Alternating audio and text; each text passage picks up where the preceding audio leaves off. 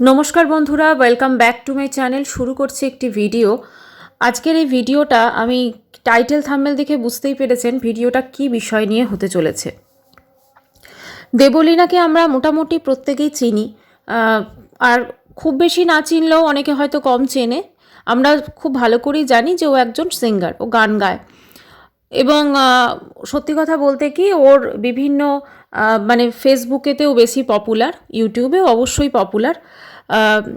তো ফেসবুকে ওর হঠাৎ করে কালকে একটা লাইভ আসে। আমি লাইভটা প্রথমে দেখিনি, তারপরে লাইভটা দেখলাম। সত্যি কথা বলতে কি, ভাবিনি যে ওরকম একটা লাইভ ওর দেখতে পাবো। লাইভেও বেশ কিছু কথা বলেছে, সেই কথাগুলো আপনারাও হয়তো অনেকে শুনেছেন। যেটা বোঝা গেছে যে একটা সাংসারিক অশান্তি হয়েছে, এবং কোথাও না কোথাও ও যেহেতু ওর মা বাবাকে টেক কেয়ার করে, কারণ ওর মা বাবা অনেক কষ্ট করে ওকে মানুষ করেছে, এবং সত্যি কথা বলতে কি অনেকটা স্ট্রাগল করে আজকে ও এই জায়গায় পৌঁছেছে। আমরা প্রত্যেকে জানি সেটা, যারা যারা ওকে চিনি। তো সত্যি কথা সেইটা দেখে মনটা ভীষণ খারাপ লাগে। তারপরে এটাও মনে হয় চলো বলছে, আবেগের বশে বলছে হয়তো। মানে যেহেতু ব্লগ করে, তো ডেলি ব্লগে, মানে ফেসবুকে বলছি, ডেলি ব্লগ করে, তো সেখানে মাঝে মাঝে ব্লগ তো দেয়, নিজের জীবনের ছোট ছোট মুহূর্তগুলো শেয়ার করে, ভালো লাগা খারাপ লাগা সবটুকুই শেয়ার করে।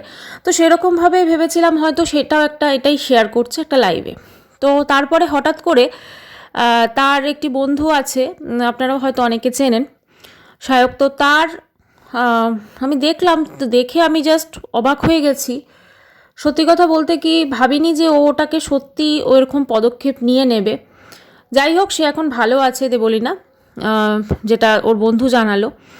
এবং প্রথম কথা হচ্ছে আরেকটা জিনিস এটাতে বলার, হ্যাঁ দেবলীনা অবশ্যই হয়তো সেই জিনিসটাকে সোশ্যাল মিডিয়াতে লাইভ করে বলেছে, কিন্তু তার পরবর্তীকালে আমার যেটা মনে হয় যে যে কথাটা আর কি, স্টেপটা যেটা বলা হয়েছে, এটা বোধহয় না আনলেই ভালো হতো। কারণটা হচ্ছে হতেই পারে যে একটা হয়তো কোনো অশান্তি হয়েছে, যেটা হয়তো ওর বন্ধু হয়তো বেটার জানে, কিন্তু সেটা এভাবে যদি সোশ্যাল মিডিয়াতে পুরো জিনিসটা আসে, তাহলে কোথাও না কোথাও তার বৈবাহিক জীবনেও কিন্তু একটা এফেক্ট পড়তে পারে।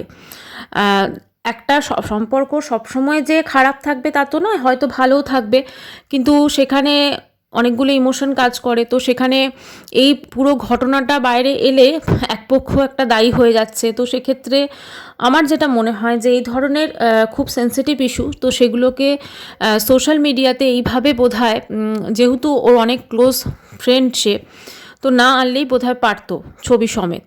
তো যাই হোক, ছবিগুলো দেখে সত্যি কথা আমাদের কারোরই ভালো লাগছে না, তার কারণ খুবই মানে অন্যরকম লাগছে। কারণ ওকে তো সবসময় আমরা ভীষণ জলি একটা মেয়ে, ভীষণ হাসছে, গান গাইছে, মা বাবা শ্বশুর শাশুড়িকে নিয়ে ঘুরতে, হাজব্যান্ডের সঙ্গে আমরা দেখেছি খুব ভালো মুহূর্ত কাটাতে ওকে দেখেছি।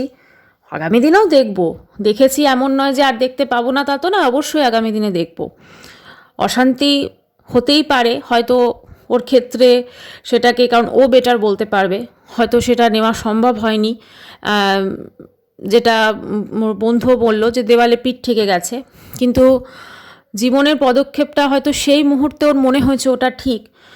কিন্তু এটাও ভাবা উচিত আমার মনে হয় ওর, যেহেতু অ্যাকচুয়ালি ব্যাপারটা কি হয়ে গেছে, ও মা বাবাকেও যেরকম ভালোবাসে, অবশ্যই ওর শ্বশুরবাড়ি ফ্যামিলিকেও সেরকম ভালোবাসে। তো যেহেতু ভালোবাসাটা দুতরফেই একই, সেজন্য কারোর জন্য কাউকেও ছেড়ে দিতে পারে না। এটার জন্যই হয়তো সেই চরমতম ডিসিশনটা ও নিয়ে ফেলেছে, কিন্তু ঈশ্বরের কৃপায় ভালো আছে। এখন কথা হচ্ছে যে সোশ্যাল মিডিয়াতে, ব্লগে আমরা শুধু এরা তো নয়, আরও অনেককেই দেখি জীবনের প্রত্যেকটা মুহূর্ত, খুব খুশির মুহূর্তগুলো খুব পজিটিভিটি শেয়ার করে। আমরা অনেকে এমনও আছি যারা হয়তো ভাবি যে বাবা ওরা কত ভালো আছে, কত সুন্দর আছে, কিন্তু পরবর্তীকালে যখন এই ধরনের ঘটনাও সোশ্যাল মিডিয়াতে আসে, খুব খারাপ লাগে যে আমরা যেটা হয়তো হাসির পিছনে লুকোনো অনেক দুঃখ, অনেক কষ্ট প্রত্যেকটা মানুষকে মানে বহন করতে হয় প্রতিদিন। আজকে দেবলীনা যে জায়গায় পৌঁছেছে, সত্যি কথা বলতে কি, স্টেজ শো করছে, টাকা পয়সা সব কিছু, নাম যশ সব কিছুই ওর কাছে আছে, তাই তো? তো সেই তারপরও কিন্তু ওকে এরকম একটা ডিসিশন নিতে হলো।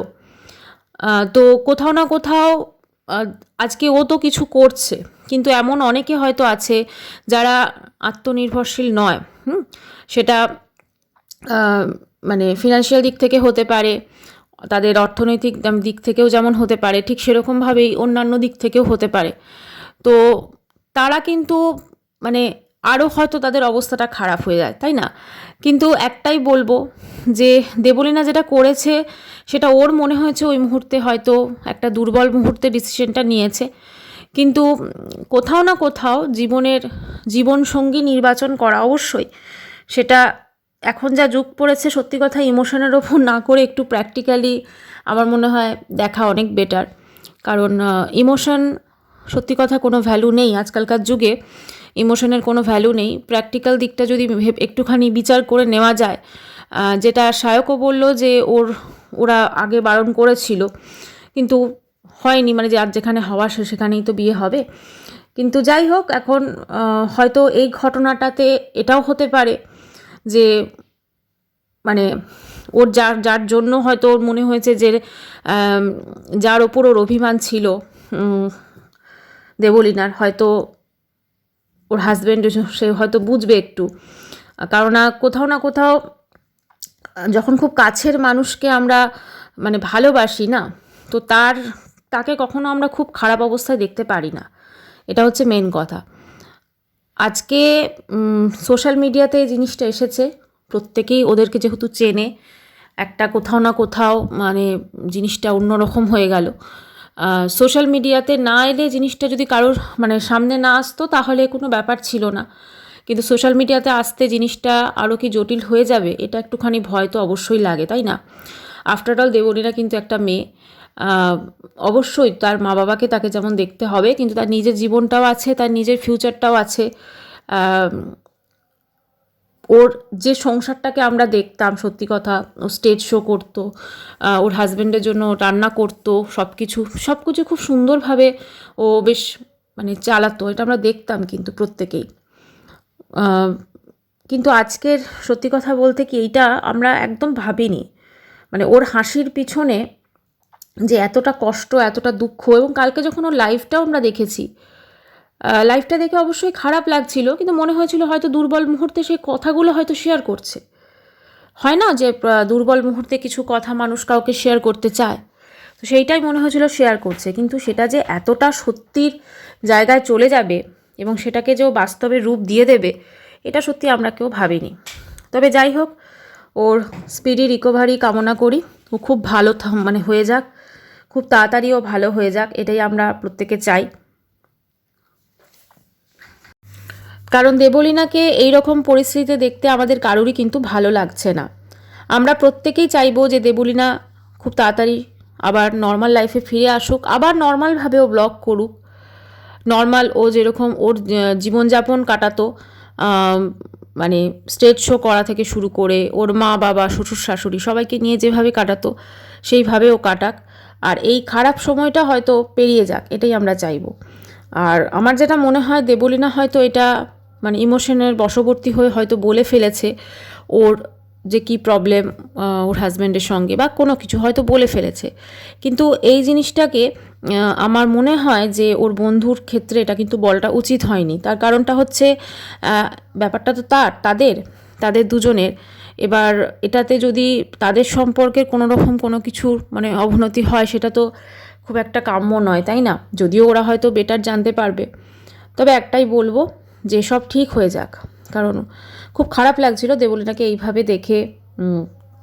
যে ছবিটা দেখছি ওইভাবে তো আমরা ভাবিনি, একটা কি সুন্দর মেকআপ করতো, মানে করে আর কি সুন্দরভাবে সেজে গুজে সবসময় থাকে, সবসময় মানে একটা মিষ্টি মেয়ে, তো তাকে দেখে যতটা ভালো লেগেছে, তো সেইভাবে যেন সে সুস্থ হয়ে আবার যেন নর্মাল লাইফে ফিরে আসতে পারে, তো এটাই আমরা সকলে চাইবো।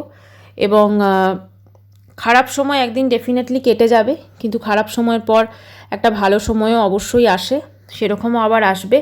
তবে মনের মধ্যে এই যে দুঃখ কষ্ট এগুলো যখন ওর ছিল, যেটা আজকে ওর বন্ধু বলল যে ওর একটা প্রপার কাউন্সেলিং প্রয়োজন, হ্যাঁ সত্যি এটা কাউন্সেলিং তো অবশ্যই, কিন্তু এই যে প্রেশারটা ছিল মনের মধ্যে এইটা কেউ নিতে পারেনি, এটাই হচ্ছে মেন কথা।